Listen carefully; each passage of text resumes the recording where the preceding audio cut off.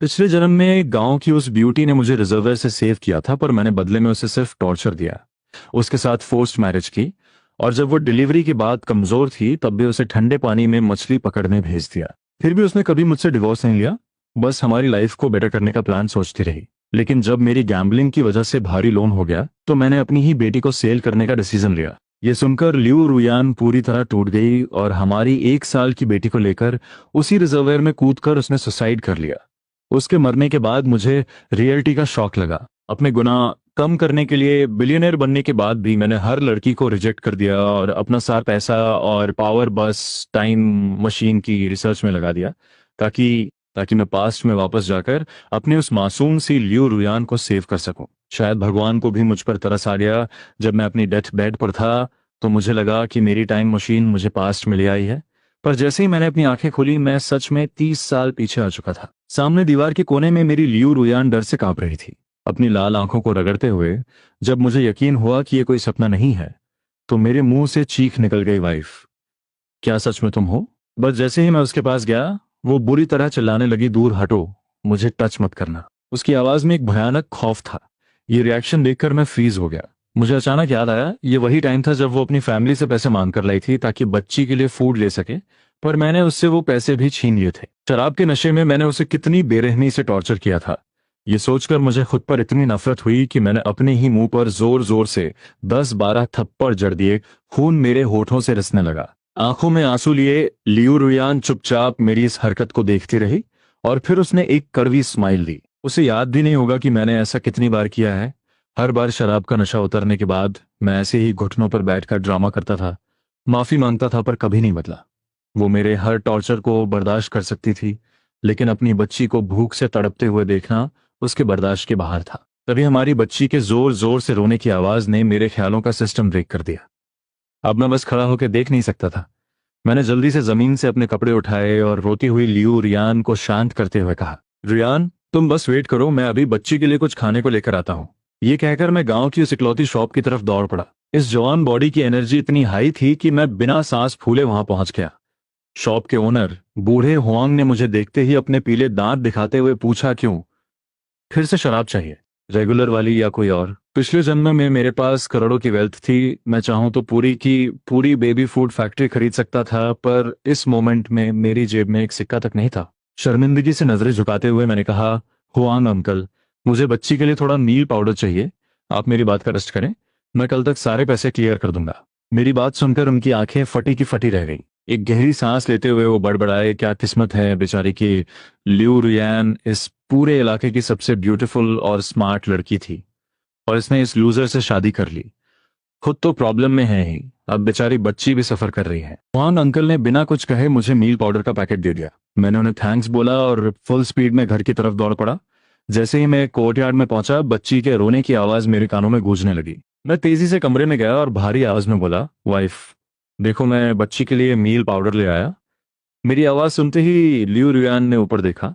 मेरे हाथ में पैकेट देखकर वो अचानक से डिफेंस मोड में आ गई। उसने बच्ची को कसकर गले से लगा लिया। उसका पीला पड़ा चेहरा किसी गहरे खौफ से भर गया था। मैं तुम्हें वार्निंग दे रही हूँ, मेरी बच्ची को सेल करने की कोशिश मत करना, वरना मैं तुम्हारे साथ अपनी जान भी दे दूंगी। उसकी आवाज में एक भयानक पेन और डेस्परेशन था। मैं वहीं शॉक में फ्रीज हो गया। अचानक मेरे माइंड में एक फ्लैशबैक आया। मुझे याद आया कि पिछले जन्म में इसी टाइम मैंने अपनी बच्ची को एक कपल को सेल करने का प्लान बनाया था ताकि मुझे शराब के लिए पैसे मिल सके। मैं सच में एक मॉन्स्टर था। मेरा दिल अंदर तक टूट गया था। मैंने झुककर वो मील पाउडर की थैली उस टूटी हुई टेबल पर रख दी। रोंदे हुए गले से मैंने कहा, रियान, मैं जानता हूं मैं एक लूजर था, एक जानवर था, पर मुझ पर ट्रस्ट करो, मैं अपनी बच्ची को कभी सेल नहीं करूंगा। कल सुबह ही मैं टाउन जाकर कोई काम ढूंढूंगा। उसकी आंखों में एक कंफ्यूजन था, पर उससे कहीं ज्यादा शक। आखिर मैं पहले भी ऐसी फेक प्रॉमिस कई बार कर चुका था। मैं बिना किसी और रिएक्शन के सीधा कोर्टयार्ड से बाहर निकल गया।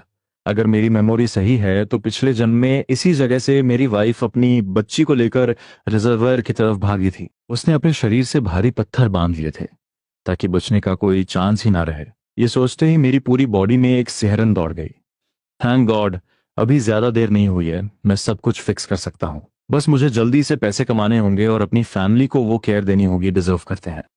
पर फिलहाल घर का राशन पूरी तरह जीरो है। मुझे उनके लिए किसी तरह फ्रेश मीट का जुगाड़ करना ही होगा। ताकि रुयान और हमारी बच्ची की हेल्थ रिकवर हो सके। मैंने गांव के साउथ माउंटेन की तरफ देखा और मेरी आंखों में एक चमक आ गई। मुझे याद था कि उस पहाड़ पर बहुत सारे फेजेंट्स यानी जंगली मुर्गे मिलते हैं। पिछले जन्म में मैं इतना लेजी था कि भूख से मर जाना पसंद करता, पर हंटिंग के लिए नहीं जाता।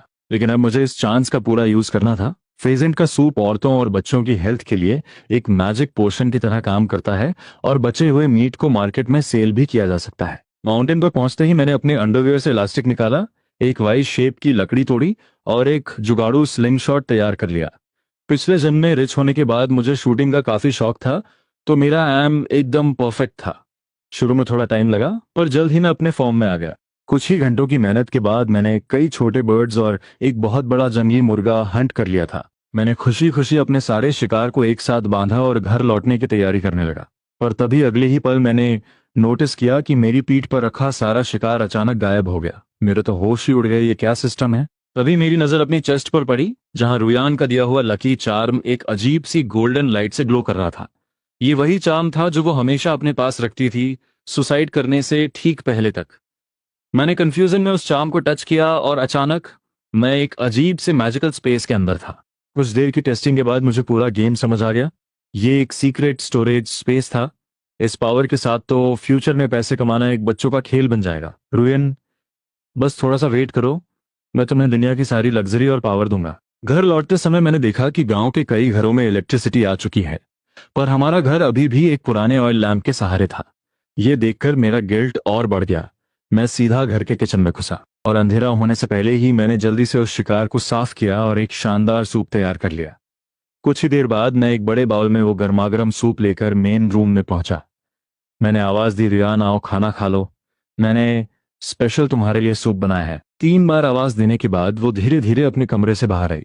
टेबल पर रखे उस मीट सूप को देखकर वो रुक गई। वो पास नहीं आई, बस वहीं खड़ी होकर मुझे गहरी नफरत और शक की नजरों से घूरती रही। अपनी वाइफ को उन फटे पुराने पैच वाले कपड़ों में देखकर मेरा दिल फिर से दर्द से भर गया। इस मुश्किल टाइम में भी उसकी ब्यूटी एकदम अनमैच्ड थी, और मुझ जैसे एक विलेन ने उसकी लाइफ पूरी तरह बर्बाद कर दी थी। मुझे अच्छी तरह पता था कि वो मेरे इस सडन चेंज पर इजीली ट्रस्ट नहीं करेगी। उसका ये डिफेंस मोड बिल्कुल नॉर्मल था। मुझे धीरे धीरे उसका ट्रस्ट वापस जीतना होगा।